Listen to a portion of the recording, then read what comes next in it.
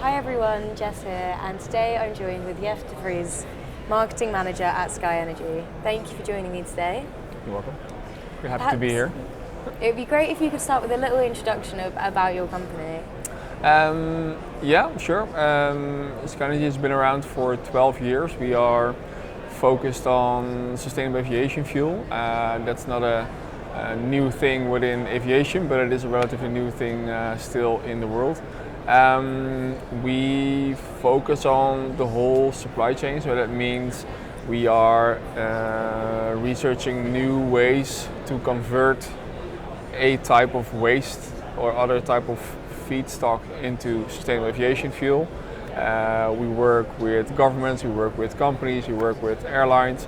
We supply, we build customer programs to make sure that also companies and individual travelers can fly more sustainably, because that's in the end our goal, to make flying more sustainable.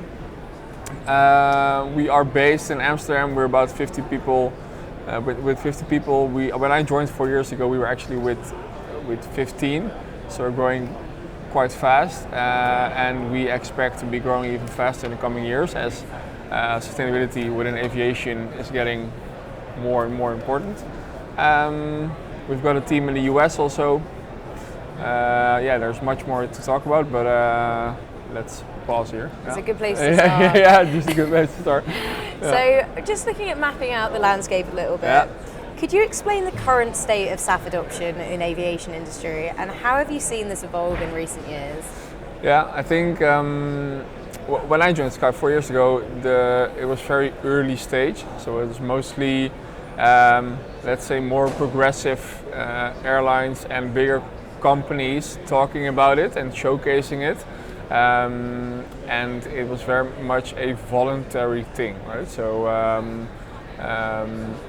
that meaning that if you look at the future, it's going to be a much more regulated market. So there's mandates coming up in the European Union. There's different policies in the UK and in the US, and that means that the adoption in the industry will increase significantly. It's still very low today, but it will move to, for example, in Europe, to about a few percent of the total jet fuel consumption, and moving to over 50% to 70% in 2050. So adoption will follow this hockey stick, basically. So summing up, recently over the last years, it was more a thing of the early adopters, testing it out, learning the problem, understanding the different solutions, and it's getting more and more common. But we still have a long tail, basically, before it's actually very common and everybody around here knows what it is. Yeah. And from my understanding, with these projections of a sort of growing adoption rate, the challenge has been supply. How are you navigating this, and how as an industry can we navigate this? Yeah, supply is always a challenge with sustainable aviation fuel. There's clearly a shortage, also dependent on region. But if you look at the coming years, there's lots of facilities coming online, because in the end, if we want to fix the supply issue, we need to build more scale, of course. But to build more scale, it also helps if there's strong demand signal. But if you want to have also a strong demand, it also helps that there's a lower price, right? And for a lower price, you need scale, and so on and so on. So you're in this chicken and egg situation. So that's why these mandates and these incentives around the world are trying to fix that and overcome that problem, so that there is actually a, let's say, guaranteed offtake, and investors and producers and project developers actually want to build and develop new SAF facilities and actually solve the supply issue. But besides working on the supply shortage, of course, if we lower demand, so if we actually fly less, we also need to produce less, right? So it's not just working on the supply side; it's actually also on, looking at the demand side. What can we do to, lower our demand? So fly less. Yeah. That's really interesting. Yeah. So approaching it from both sides, making Yeah. sure there's enough for what needs it, but maybe not excessive flying. And Yeah. I guess that leads into intermodal travel and other things like Yeah, that, exactly. which is really exciting. Yeah. So when we're looking towards the future, do you think that does the future of sustainable aviation lie solely with SAF, or do you think there's a combination with new technologies coming into it as well? Yeah. If you look at the forecast of IATA, then it's I think 2/3 needs to come from SAF. So 2/3 of carbon reduction of going to net zero should come from SAF, which is quite a lot.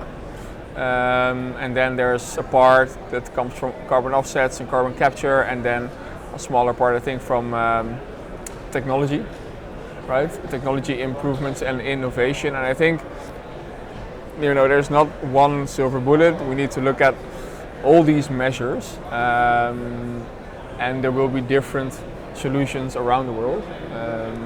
So dependent on the type of, for example, feedstock that's prevalent in and available in that region, there will be different types of SAF also, right?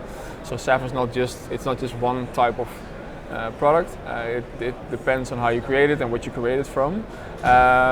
But also within SAF and besides SAF, there need to be multiple solutions to solve this problem. But maybe repeating the point from the previous question, right? If we fly less, that's definitely also one of the solutions to get to net zero easier. And if you look at, there's different scenarios, right, in terms of growth. But not all of them are actually compatible with getting to net zero, because if we fly more, then we need to even think of more solutions. And there's also other sectors like maritime and the road sector and the transport sector. They need to do the same thing, right? And if we all look at these, let's say, fuels, these more sustainable fuels, then we're probably gonna compete with each other.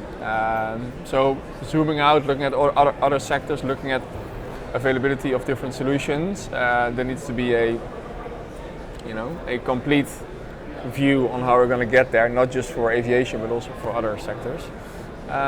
So yeah, it's definitely a multi-solution way forward. Yeah, absolutely. And from my own knowledge, I've seen the predictions for the number of travellers, number of air passenger travellers for the next years, and it looks to be just sort of growing and growing. So that's a really interesting another aspect of it that we need to look at as well. Yeah, definitely. If pre-COVID or COVID levels are of course very different. But what we see now is that we're back to pre-COVID levels of flying, and if you look at the population and access to flying, right, then the forecasts are very logical that they are increasing. Right? So that also does something for the effort we need to put into it. Absolutely. Well, thank you for making the time to speak with me today. You're welcome. Thank you too.